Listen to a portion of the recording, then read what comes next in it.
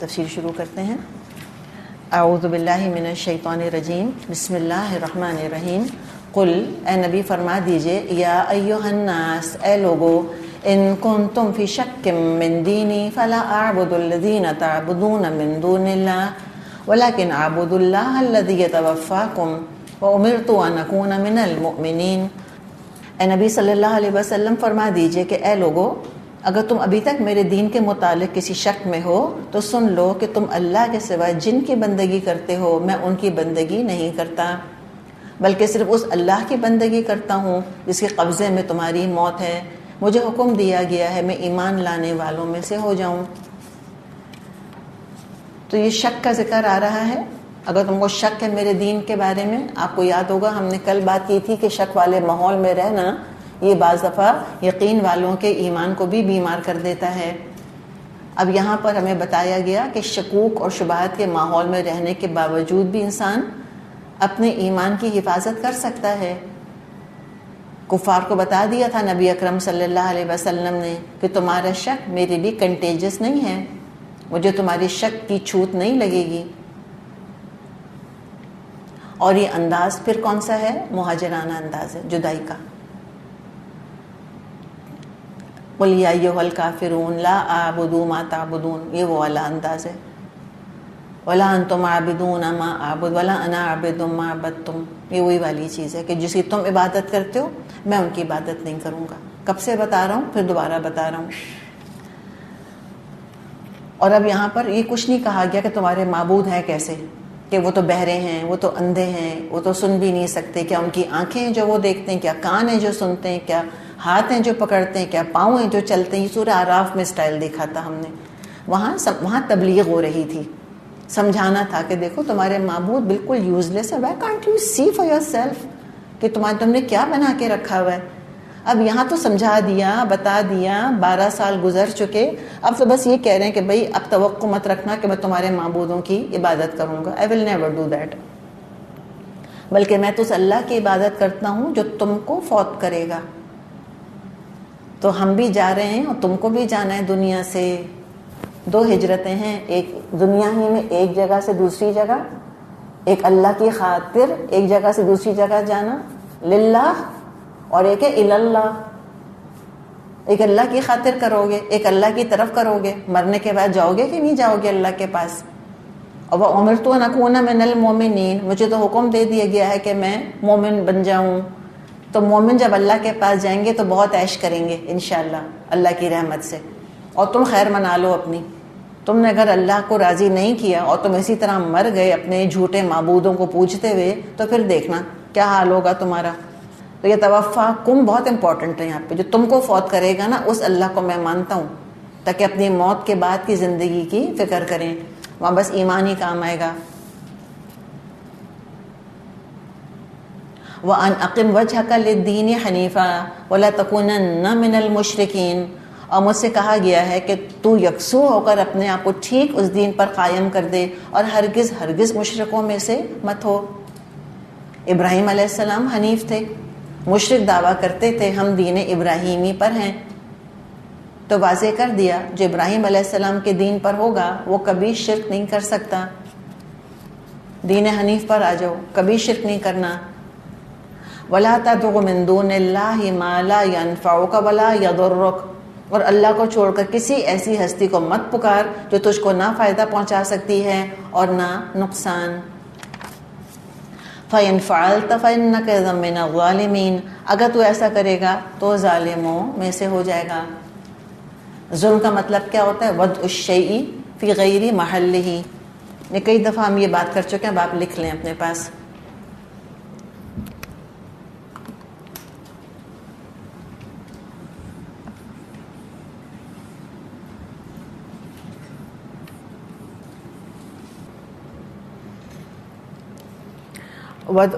بدو کا مطلب کیا ہوتا ہے؟ رکھنا، شیئی چیز کا، فی میں غیری علاوہ، محلی ہی محل جگہ کو کہتے ہیں. جگہ کے جس جگہ چیزوں کو رکھنا چاہیے اس کے بجائے کسی اور جگہ چیزوں کو رکھ دیا جائے تو یہ ظلم ہے. مثال کے طور پہ جوتوں کی جگہ کہاں ہوتی ہے؟ جو شو سٹینڈ ہے اس کے اوپر ہوتی ہے. اب اگر جوتوں کو عین دروازے کے آگے چھوڑ دیا جائے تو یہ کیا ہے؟ ظلم، بالکل ظلم ہے. کیوں ظلم ہے بتائیں؟ یہ جگہ نہیں ہے جوتوں کی. ہر آنے والا کیا سوچتا ہے کہ بس میں ہی آخری آیا ہوں، ہے نا. اب اگلا کوئی آیا اور اس پر سے وہ لڑکا جوتوں کے اوپر سے، جو لڑکے گا ڈیفینیٹلی. تو دراصل چیزوں کو اس کی جگہ سے جب ہلا دیا جاتا ہے تو پھر یہ ظلم ہو جاتا ہے، کسی نہ کسی کے اوپر ہم ظلم کر رہے ہوتے ہیں. تو وضع الشیء فی غیر محلہ، تو یہ ہے دراصل ظلم کا مطلب. تو کہا کہ اگر تو آپ نے کسی اور کو پکارا اللہ کے علاوہ، یا یہ سوچا کوئی اور نفع یا نقصان دے سکتا ہے، ایسا اگر کیا تو یہ بڑا ظلم ہوگا. یہ لو آیا ہے نا یہاں پر، اف، یعنی اللہ کے نبی بھی اس کے علاوہ، یعنی اللہ کے علاوہ کسی سے دعائیں کریں گے وہ بھی اللہ کے نزدیک ظالم ہوں گے. اور لو نے کیا بتایا کہ ایک ناممکن بات بیان کی گئی ہے، تاکہ جو ایسے کام کر رہے ہیں، جو غیر اللہ کو پکار رہے ہیں، وہ بھی کان کھول کر سن لیں کہ نبی کو بھی اجازت نہیں ہے تو تم کیا ہستی ہو، تم کیا شے ہو. کون دیتا ہے نفع، کون دیتا ہے نقصان. ایک یہ جو آیت ہے نا، آیت نمبر 107، اتنی حسین ترین آیت ہے. کبھی کوئی پچھتاوا، کبھی کوئی شکوہ، کبھی کوئی کسی کی طرف سے دل کے اندر غل آنا کہ اس نے یہ نہیں ہونے دیا، یہ ہونے والا تھا، اس نے بندش کرا دی، اس نے گردش میں ڈال دیا. ان سب چیزوں کا علاج یہاں پر ہے. تم نے کیوں خدا بنا لیے اتنے سارے؟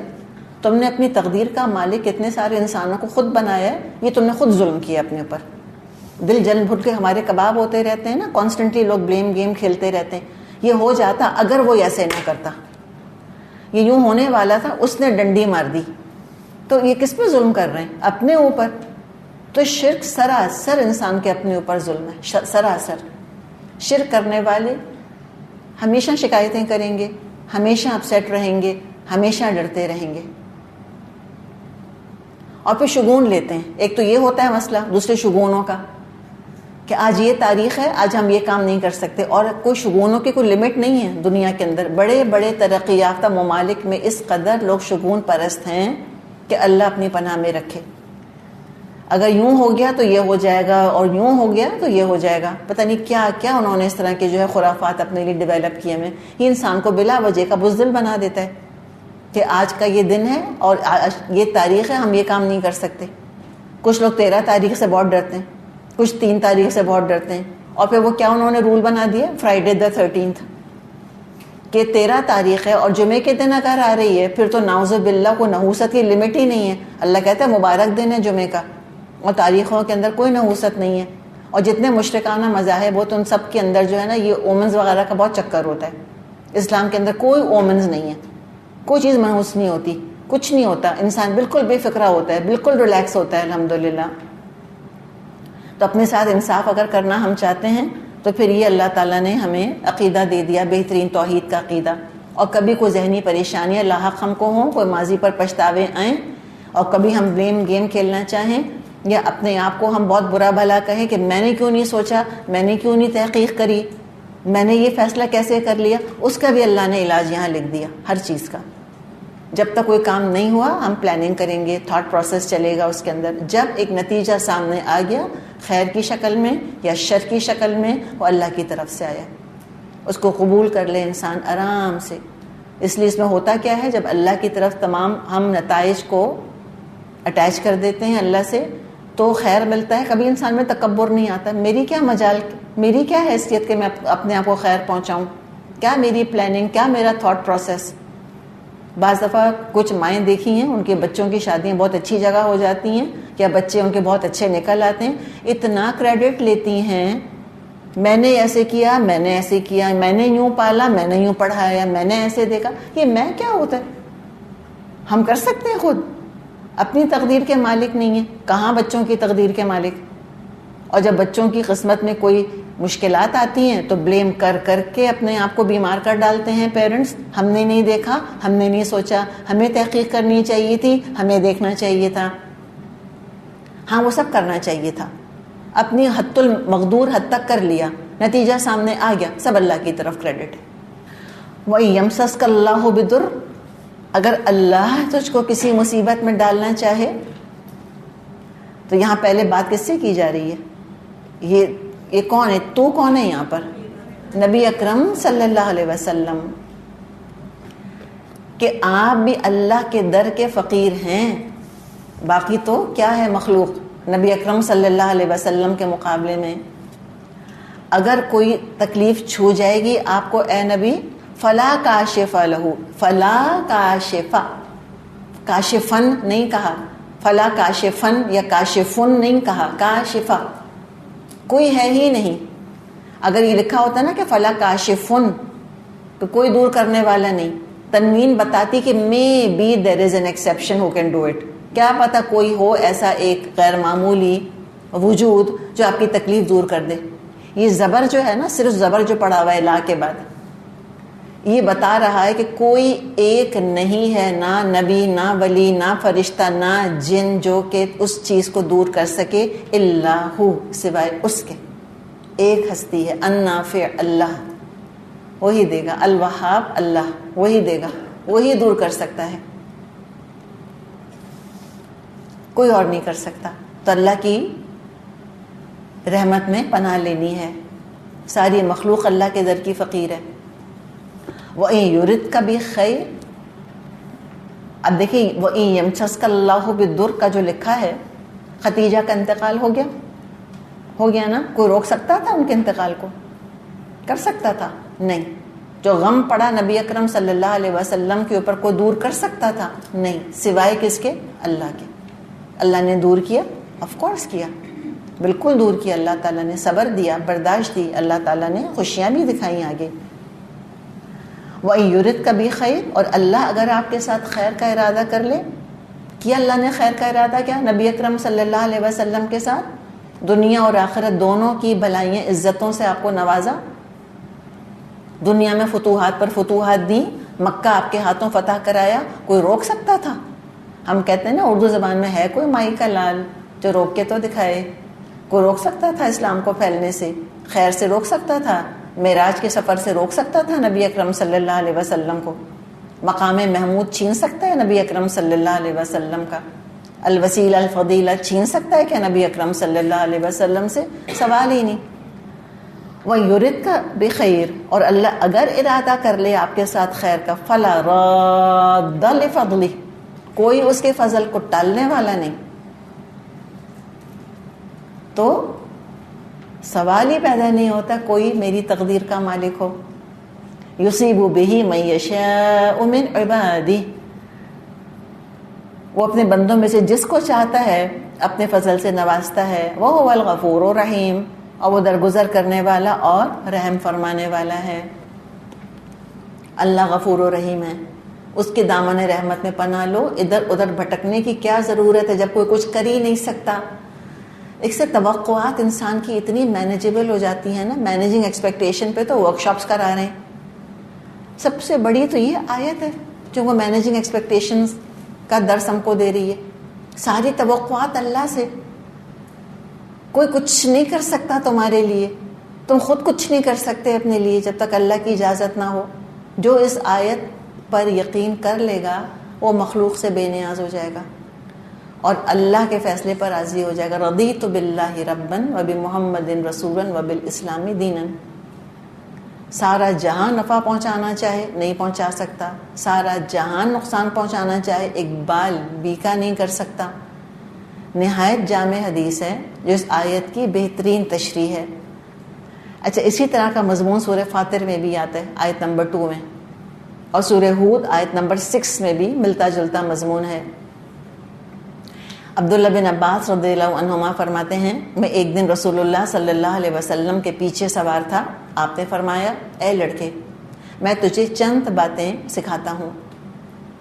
کیا ہیں وہ باتیں؟ نمبر 1، تو اللہ کا دھیان رکھ، وہ تیرا دھیان رکھے گا۔ یہ حدیث آپ کی کتاب الحدیث میں بھی موجود ہے۔ احفظ اللہ یحفظ کا، اللہ کی حفاظت کر، اللہ تیری حفاظت کرے گا۔ اللہ کی حفاظت کیسے؟ کیا مکھی مچھروں سے بچانا ہے ہمیں اللہ کو؟ اللہ کے حدود کی حفاظت کرو تم، تو اللہ تیری حفاظت کرے گا۔ تو اللہ کا دھیان رکھ، وہ تیرا دھیان رکھے گا۔ تو اللہ کی حفاظت کر، تو اس کو اپنے سامنے پائے گا. اور جب تو مانگے اللہ سے مانگ، اور جب مدد مانگے اللہ سے مدد مانگ.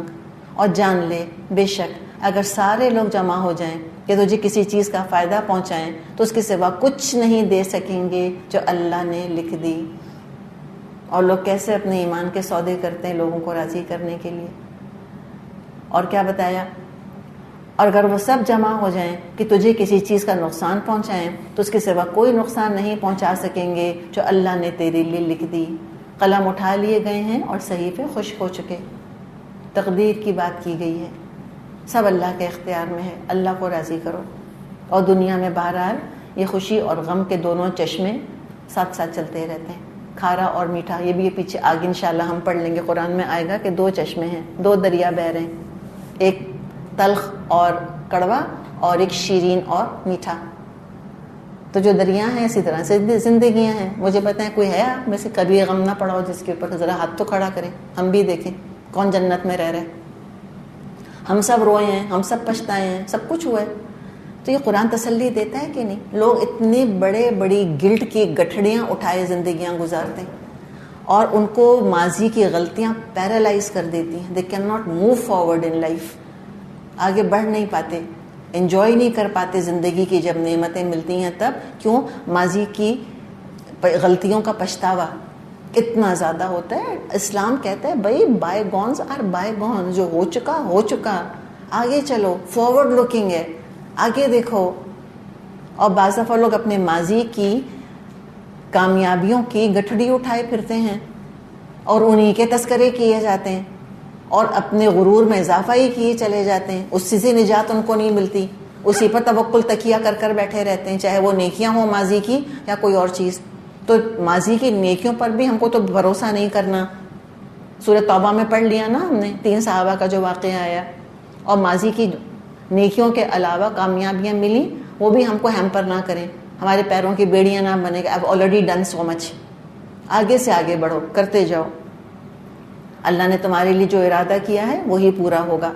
کرنے کا کام کیا ہے میرا اور آپ کا؟ محنت، کوشش اور دعا. قل، اے نبی صلی اللہ علیہ وسلم کہہ دیجئے، یا ایھا الناس، اے لوگو، قد جاءکم الحق من ربکم، تمہارے پاس تمہارے رب کی طرف سے حق آ گیا. کہاں آ گیا؟ اس کتاب کے اندر. قل بفضل اللہ وبرحمتہ فبذلک فلیفرحوا هو خیر مما یجمعون. تو سورہ یونس میں قرآن کا ذکر بھی ہم نے بہت پڑھا ہے ریپیٹڈلی. الحق آ گیا تمہارے رب کی طرف سے. فمن اہتدی، تو جس نے ہدایت پائی، فانما یہتدی لنفسہ، تو اس نے تو اپنے لیے ہدایت پائی، اس کا اپنا فائدہ ہے. تو کیا شان ہے نا اس میں، قد جاءکم الحق من ربکم، ایک شان ہے اس کے اندر، اناؤنسمنٹ ہے، آ گیا حق. ہے کوئی لینے والا؟ ہے کوئی جو انتظار کر رہا تھا؟ اور جس نے اس کو لے لیا، اپنا لیا، عمل کر لیا، اپنا فائدہ کیا، جنت کی راہ پالی، اس نے اللہ کی رضا کی راہ پالی. ومن ضل، اور جو گمراہ ہوا، فانما یضل علیہا، اس کے بھٹکنے کی ذمہ داری اس کے اپنے اوپر ہے. اب بلیم گیم نہ کھیلنا کہ اس کی وجہ سے اور اس کی وجہ سے میں بھٹک گیا. نہیں، خود جس نے بھٹکنا چاہا وہی بھٹکے گا. ساری دنیا مل کر جا نماز پہ کھڑا کرانا چاہے نہیں کرا سکتی، اور ساری دنیا مل کر نماز سے روکنا چاہے نہیں روک سکتی. تو انسان کا اپنا فیصلہ ہے، اپنی عمل کی رسپانسبلٹی ہمیں لینی ہے. ٹھیک ہے نا؟ گناہ اور ثواب کی رسپانسبلٹی لینی ہے. ہم الٹا روتے رہتے ہیں، ہم کہتے ہیں اللہ چاہے گا تو حج کر لوں گی، اللہ چاہے گا تو یہ کر لوں گی. تو جو کرنے کا کام ہے اس کی ذمہ داری اللہ پر ڈال دی، اور جو لکھا ہوا تقدیر میں فکسڈ ہے اس کے لیے روتے پیٹتے رہتے ہیں. تقدیر تو مقرر ہے، کتنا کھاؤ گے، کتنا پیو گے، کہاں پیدا ہوگے، کہاں مرو گے، یہ سب چیزیں اللہ نے لکھ دی ہیں. ہم پیدا بھی نہیں ہوئے تھے، اماں کے پیٹ میں تھے، فرشتے کو اللہ نے بھیج دیا تھا، تقدیر اس نے لکھ دی تھی. That's it. نہ اسے زیادہ ملے گا نہ اس سے کم. کسی نے کہا کہ ہم کیوں روتے پیٹتے رہتے ہیں؟ ہم تقدیر سے زیادہ چاہتے ہیں اور وقت سے پہلے چاہتے ہیں. یہ تو مسئلہ ہے ہمارا سارا، رونا ہمارا. تو اس پہ اتنا روتے ہیں، اتنا فوکس کرتے ہیں. اور یہ ہدایت اور گمراہی جس کا ٹوٹل ذمہ دار میں خود ہوں، اپنی قسمت کی ذمہ دار میں نہیں ہوں. میں نے نہیں کہا تھا کہ مجھے کس کے گھر پیدا ہونا ہے، میرے امی ابو کون ہوں گے، مجھ کو نہیں پتا تھا میری شادی کس سے ہوگی، بچے ہوں گے یا نہیں ہوں گے، یا ہوں گے تو کتنے ہوں گے اور کیسے ہوں گے. یہ سب قسمت میں اللہ نے لکھا ہوا ہے، آلریڈی ریکارڈنگ ہو چکی ہے اور وہ بس پلے آؤٹ ہو رہا ہے صرف میرے سامنے. I am just acting out the role جو اللہ نے مجھ کو دیا ہے. اور جو چیز اب ریکارڈ ہو رہی ہے، ہم تو پری ریکارڈنگ کی بات کر رہے ہیں نا، تقدیر از پری ریکارڈیڈ. اور اب جو ایز آف ناؤ جو ریکارڈنگ ہو رہی ہے اس کو ہم کہتے ہیں میں کیا کر سکتی ہوں اس کے بارے میں. ابھی کس چیز کی ریکارڈنگ ہو رہی ہے؟ میری چوائس کی، ہدایت اور گمراہی کی، اس کی ریکارڈنگ ہو رہی ہے.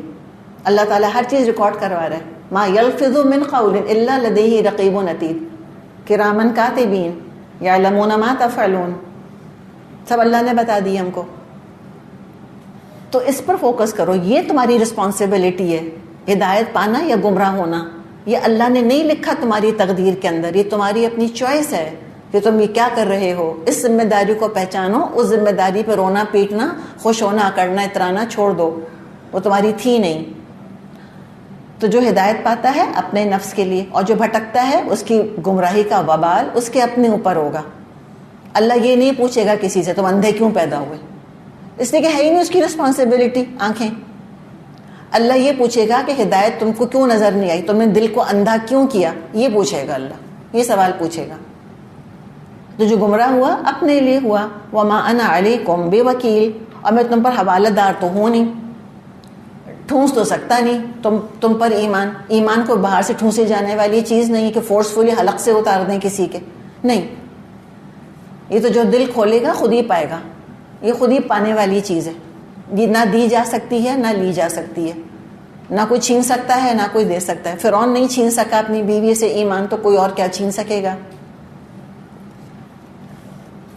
ابراہیم علیہ السلام اپنے والد کو ایمان نہیں دے سکے، تو ہم میں سے کون دعویٰ کر سکتا ہے کہ میں سب کو ہدایت دے دوں گی. ہم دراصل وکیل بننے کے شوقین بہت ہیں، دروغہ بننے کے شوقین بہت ہیں. ہم کہتے ہیں ہم تو سکھا کر چھوڑیں گے، کروا کے چھوڑیں گے. نہیں کروا سکتے. اور جب ہم زبردستی نہیں کروا سکتے تو کیا چھوڑ دیتے ہیں؟ یا تو اپنا عمل چھوڑ دیتے ہیں، خود ویسے ہی ہو جاتے ہیں، یا ہم بتانا چھوڑ دیتے ہیں. اللہ نے کہا ہے ہم سے کہ تم کروا کر آؤ گے تو میں جنت دوں گا.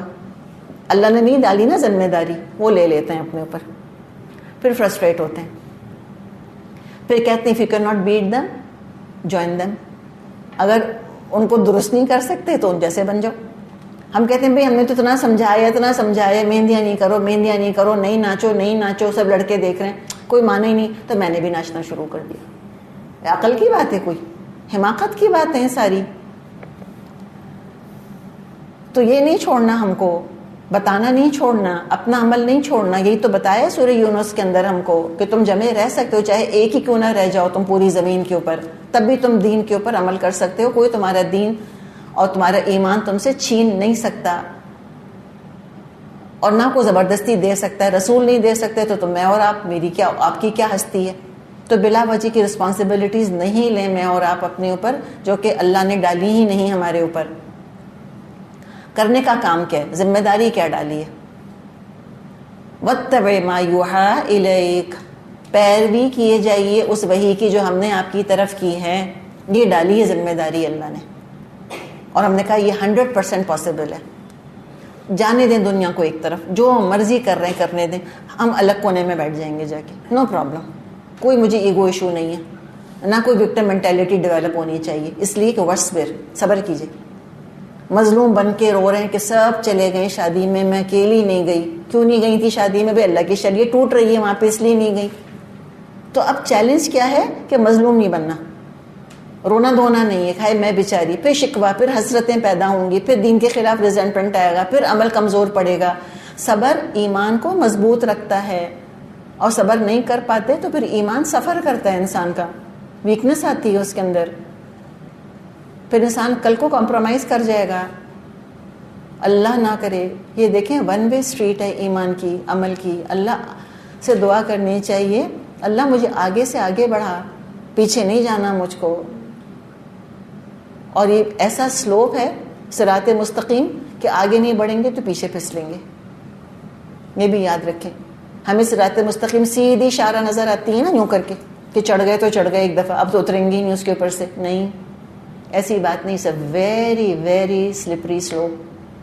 اللہ کی رسی کو جب تک مضبوط پکڑ کے نہیں رکھیں گے، ویسے ماؤنٹین کلائمبرز ہوتے ہیں، رسی چھوڑیں گے نہیں کہ ہلاکت گڑھے میں جائیں گے نہیں. اور چوائس ہے کدھر؟ صبر کے علاوہ چوائس کیا ہے میرے پاس؟ آگے جنت ہے، نیچے پیچھے ہٹنے میں دوزخ ہے. آگے نہیں بڑھیں گے تو آگ میں گریں گے جا کر. تو آگے تو بڑھنا ہی بڑھنا ہے. تو واتبع ما یوحی الیک، بس پیروی کیے جائیے اس کی جو اللہ نے وحی کی ہے آپ کی طرف اے نبی. واصبر، اور صبر کیجئے. حتی یحکم اللہ، یہاں تک کہ اللہ اپنا فیصلہ لے آئے. وہو خیر الحاکمین، اور وہ بہترین فیصلہ کرنے والا ہے. تو آپ کو ہدایت کر دی کہ آپ پیشنٹ رہیں گے، آپ ریزولیوٹ رہیں گے، آپ ڈٹرمنڈ رہیں گے، اور اللہ تعالیٰ اپنا فیصلہ لے آئے گا. یعنی مرتے دم تک ہمیں جمع ہی رہنا ہے اس دین کے اوپر جو کہ وحی کے ذریعے ہم تک پہنچا. تو اب دیکھیں سورت شروع کس سے ہوئی تھی؟ وحی اور انذار کے ذکر سے. آخر میں وحی اور صبر کا ذکر ہے. شروع میں وحی اور انذار، آخر میں وحی اور صبر. تو انذار کا صبر سے کیا تعلق بنتا ہے؟ چولی دامن کا ساتھ ہے. انذار کرنا صبر آزما کام ہے. کتنی جگہ آتا ہے وامر سورہ لقمان میں تو خاص طور پہ وامر بالمعروف ونہا عن المنکر. یہ لقمان نے نصیحت کی تھی اپنے بیٹے کو. اور کیا کر؟ واصبر علی ما اصابک، اور صبر کر تیرے اوپر جو گزرے. وَإِنَّ ذَلِكَ مِنْ عَزْمِ الْأُمُورِ، یہ معمولی کام نہیں ہے. تو انذار بڑا صبر آزما کام ہے. منع کیے جانا لوگوں کو، اور کانسٹنٹلی منع کیے جانا، اور عمل سے نمونہ بن کر دکھانا کہ صرف تم کو لیکچر نہیں دے رہے، ہم بھی نہیں کر رہے ہیں یہ کام. سورہ یونس کا خاتمہ دیکھیں، وَهُوَ خَيْرُ الْحَاكِمِينَ، یہ ہے نا الحاکمین. سورہ ہود اگلی سورہ جب شروع ہوگی تو اللہ کے حکیم اور خبیر ہونے کے ذکر سے شروع ہوگی. تو یہ لنک دیکھیں نا، بالکل انٹر لاکڈ ہیں. دو طرح سے صورتیں انٹر لاکڈ ہیں. ایک تو فصیل مکمل ہو جاتی ہے، دائرہ صورت ہے نا، سور دیوار کو کہتے ہیں، یاد ہے فصیل کو، اس کے اندر کوئی بریک نہیں ہے. جہاں سے شروع ہوتی ہے نا صورت، العود الی البد، لوٹ کے وہیں چلی جاتی ہے کمپلیٹ. اور جو اگلی صورت ہے اس سے بھی وہ انٹر لاک ہوئی بھی ہوتی ہے، معنوں کے اعتبار سے اور الفاظ کے اعتبار سے بھی. تھوڑا تدبر کرنے کی ضرورت ہے.